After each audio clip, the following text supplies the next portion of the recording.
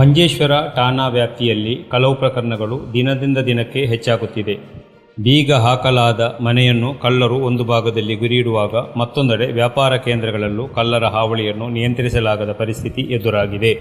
ಈ ಮಧ್ಯೆ ಇದೀಗ ಕಳ್ಳರು ಶಿಕ್ಷಣ ಕೇಂದ್ರಗಳಿಗೂ ಲಗ್ಗೆ ಇಡಲು ಆರಂಭಿಸಿದ್ದಾರೆ. ಕಳೆದ ದಿವಸ ಸರಕಾರಿ ಪ್ರೌಢಶಾಲೆ ಉದ್ಯಾವರ ಗುಡ್ಡಶಾಲೆಗೆ ನುಗ್ಗಿದ ಕಳ್ಳರು ಕಪಾಟಿನೊಳಗಿರಿಸಲಾಗಿದ್ದ 14,000 ರೂಪಾಯಿ ನಗದನ್ನು ಕಳವುಗೈದು ಪರಾರಿಯಾಗಿದ್ದಾರೆ.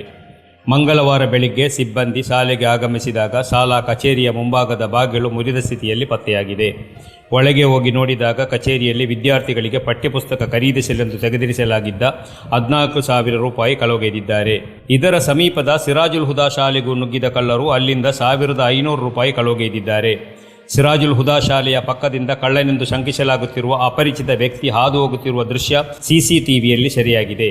ಶಾಲಾ ಮುಖ್ಯೋಪಾಧ್ಯಾಯ ನಾರಾಯಣ ಡಿ ನೀಡಿದ ದೂರಿನಂತೆ ಮಂಜೇಶ್ವರ ಪೊಲೀಸರು ಆಗಮಿಸಿ ಪ್ರಾಥಮಿಕ ಮಾಹಿತಿ ಕಲೆ ಹಾಕಿದ್ದಾರೆ.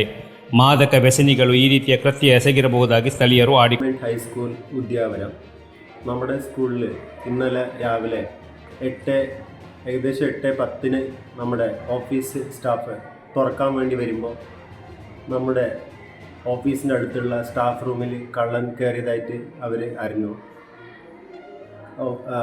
സ്റ്റാഫ് റൂമിൻ്റെ പൂട്ട് തുറക്കുകയും അതിൻ്റെ അകത്ത് കയറിയ കള്ളന് കപ്പാട്ടും 2-3 കപ്പാട്ട് പൊളിച്ച് തകർക്കുകയും അതിലൊന്നും കിട്ടാത്തതിന് ശേഷം എല്ലാ ഡ്രവറുകൾ പൊളിച്ച് തകർക്കുകയും അതിൽ ഒരു ഡ്രവറിൽ നമ്മുടെ കോപ്പറേറ്റീവ് ബുക്സിൻ്റെ ചാർജുള്ള സാറ് വെച്ചിരുന്ന ഏകദേശം ഒരു 14,000 രൂപ പണം തട്ടിക്കൊണ്ടു പോവുകയും തൊട്ടടുത്തുള്ള ക്ലാസ് മുറിയിലേക്ക് കയറി അവിടെ വലിയ നാശനഷ്ടങ്ങളൊന്നും ഉണ്ടാക്കിയില്ലെങ്കിലും നമ്മൾ ഈ കപ്പാട്ടുകളും ബാക്കിയുള്ള സ്കൂള് റെക്കോർഡുകൾ തകർക്കുകയും ചെയ്ത് ഒരുപാട് നാശനഷ്ടങ്ങൾ ഉണ്ടാക്കിയ ഈ കുറ്റകൃത്യത്തിനെതിരെ പോലീസ് വേണ്ട നടപടിക്രമങ്ങൾ എടുക്കുകയും ഡിപ്പാർട്ട്മെൻറ്റിൻ്റെ ഭാഗത്ത് വേണ്ട നടപടിക്രമങ്ങളും എടുക്കണമെന്ന് നമ്മുടെ സ്കൂളിൻ്റെ